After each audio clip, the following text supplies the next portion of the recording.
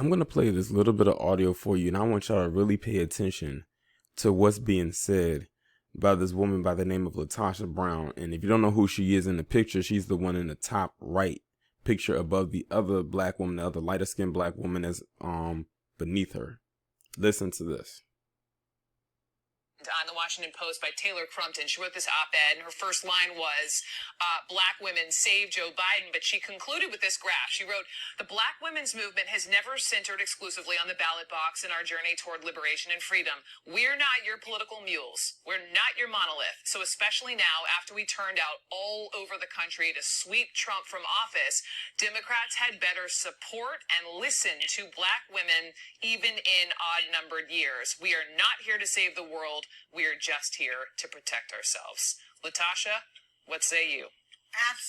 Absolutely. I think part of what we want to see is we showed up for America. You know, we showed up for the Biden-Harris ticket. We showed up for the Democratic Party. We showed up for people who experienced feeling disenfranchised for the first time in their lives. And so what we expect is that they will show up for us as well. We want to see sweeping policy to really be able to center black women and the needs of black women. When we're talking about health outcomes, when we're talking about economic parity, when we're talking about those things that we want in our community that everybody else wants. We want quality health care. We want affordable homes. We want to make sure that we're addressing that 68% of black women are low-wage workers. So we need to make sure that we're having policy that how do we protect those that are most vulnerable? How do we give them a fair wage? When we're looking at health care, you got 20 million Americans who are without health care. We need, in the midst of COVID-19, if we haven't learned anything else, is that we need comprehensive health care. So certainly we want this moment to not just be a transactional moment, but be a transformative moment that, in fact, black women as well as all Americans are centered as we go forward. Latosha and Nakima, I've got elated ladies. Thank you so much. Again, congrats. Okay, so you just heard that right there, and that the woman that she was talking to, that was Brooke Baldwin, who was the white lady sitting right there. Many of you are probably more familiar with her. I'm not exactly sure who the woman beneath her, Latosha Brown, is. But I have to give also a shout out to another user on Twitter whose name is Blocka is back. I actually am familiar with their tweets, and they do put out some very good information. And I'm gonna read to you what they put on this video before I get into what I'm gonna talk about here. He said, "What wasn't Ice Cube on a show where black women raked him over the coals, pretending that his contract with Black America excluded black women because it said quote unquote black people?" At Miss Latosha Brown, which is her username on Twitter, literally excluded black children and black men, but I guess that's okay.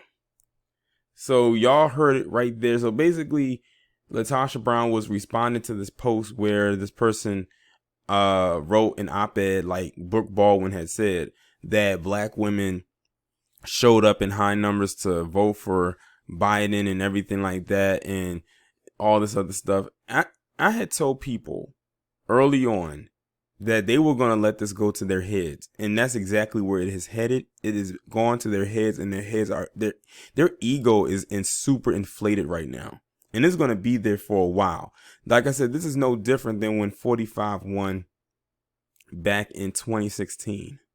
They are going to be in the clouds for a while, all the way through January when the inauguration happens, when it's official, and they're going to continue letting it go to their heads, where they feel like they were the only ones there. Like I said, they only did 91% voted for Biden, but they exclude the 87% of black men that also voted for him, as well, as if their votes didn't count. They keep putting up that because they keep saying, again, that black women are the backbone of the Democratic Party and the backbone of this and the backbone of that. The media keeps putting it out there, and a lot of black women say that they don't like it, but I'm not seeing enough of them push back against it either, because the media keeps saying it. So deep down, they enjoy getting that pat on the back and that pat on the head, because they feel like they are the lowest of the low as far as groups go in this establishment. And remember what I kept telling you about with Eva Longoria. They're going to slip their way in there somehow, some way. And that's a battle they're going to have to face and have to fight by themselves, since they want to be super women. Now let's get to what Latosha Brown said. She said that they want to have something where, they create something where it's focusing strictly on black women and it's centering on black women and everything like that. And that goes back to the tweet where it says that she literally excluded black children and black men, which she did. She kept talking about black women's needs and black women's wants, but she literally did not include black men in her rant or her statement, nor did she include black children, which is the same exact thing that those peasants did on that show on Fox Soul with Ice Cube a couple weeks ago when he was talking about his CWBA. The same exact thing, from the exclusion of black men and the exclusion of black children. It's just only about them. And notice at the end when she was talking, she says for black women and all Americans. She didn't say black people and all Americans. She said black women and all Americans. See, this goes back again with an issue that many in the community have with a lot of black women, where they see themselves separate from the group. They see them a lot, not saying all of them, of course, but too many of them who have the mindset of a Latosha Brown or a Claudia Jordan or Vivica Fox or Selena Johnson have this mindset that black women are completely separate in their own faction from everybody else in the group, which is black men and black children, but especially black men, because they put out this rhetoric for years that we do all this stuff to them and this toxic masculinity and all this, that, and the third. The same thing can be said about that academy. They see themselves as a separate group too. It's amazing. It's like you have the category of black and then you have all these other little subsect categories. Remember when I was talking about the link in the chain where they had black women, the academy, black men, and then the black people with disabilities? They literally separated us into 4 different categories. And it's crazy because we could all fit into either one of those categories. Of course, with the exception of black men and black women, because that's a gender. When you break it down, X, Y, X chromosome, but at the end of the day, we're still under the category of black. And this would be the same. And people like Latosha Brown and the others and all the rest who say this kind of crap will be some of the same ones saying, where are the black men at? Black men need to step up. Black men need to protect. Black men need to be men, and all this, that, and the third. But then you hear stuff like this and then you want to keep themselves separate. Then where do you want the men to fit into that? They don't fit anywhere in your little program. Like literally, they don't. A lot of black men have already checked out a long time ago, and you still have a lot of black women who think like Latosha Brown, wondering why that is. Well, if you pulled your head out of your ass, you would know why that is. But you apparently like the space and the smell from wherever it is in the crevices and crack of your rectum to even care or bother to know why a lot of your men have abandoned you. And I think the worst part about it is it now has trickled down to you excluding your kids. Like, nowhere in your little statement, Latosha Brown, did you even mention children, which would probably explain why a lot of you probably don't have kids. Because when you went onto that strong and independent route, kids was going to hold you back. They were going to slow you down from getting the bag. Amazing. It goes back to greed and selfishness. That's what I heard from her. Greed and selfishness. Meaning, I want the resources, but only for black women. Particularly the black women who voted for Biden and Clown Mala. Like I told you, we are in for an interesting 4 years. And it's not only because of who they selected to be in that White House, but also because of the rhetoric they are going to spew for the next 4 years.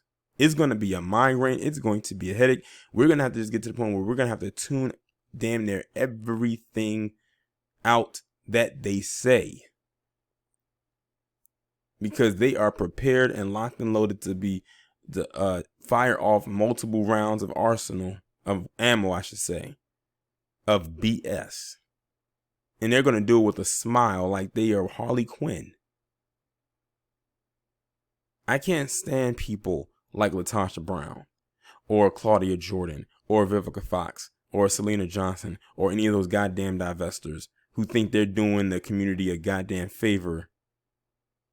And when I tell you, they're really not. They're actually a hindrance. And I'm not scared to say that that's what they are. They are a hindrance to growth and progress. Whether they want to believe it or not, that is what they are. They're like an anchor to our ankles. We keep trying to move, and then they right there, they keep trying to pull us back. But like I said, as far as I am concerned, this will be their problem for the next 4 years. Just like I said back in 2016, when all those 45 supporters put him over the edge and put him in office, I said that's their problem for the next 4 years. And you see what happened from 2016 to now. Can you imagine what it's going to be like from 2021 to 2024? I'm ready to see what's going to happen. This is going to be probably one of the most interesting presidential administrations ever. And I'm telling you right now, mark my words, it's going to come back and it's going to bite many of them in the rear end. They just don't know it yet. They're in the celebratory phases, just like, everyone else is. And it's going to hit them like a bag of bricks. Just like when it came to black people, when we went for 44, we was in a celebratory phase, but probably a little bit longer than we needed to be. And now many of us are realizing that there was really nothing to celebrate at all. But they're on a mission. Like I said, this is going to be one of the most gynocratic administrations you will ever see. You will ever see. That's why I said I'm not on either side, because I had issues with both sides. And that's why I said, look, if 45 had won, I would have had things to say. Joe Biden wins, I have some things to say. I'm not being biased. I'm very centered, like she said, but I'm very neutral. So I can pick apart a lot of things from both ends, because I had the time to sit back and observe. That's one of the best things you can do when it comes to stuff like this, is observe. Read the room. Go beyond the people that's on the ticket and look at their supporters and the stuff that they say. And let me tell you right now, and I'm going to end the video after this, just like I enjoyed for the last 4 years going in on these MAGA supporters and all of their rhetoric, I'm going to sit back and enjoy doing the same thing for the supporters of this administration. It is going to be one of the best times of my life on this channel. Y'all let me know what you think down in the comments.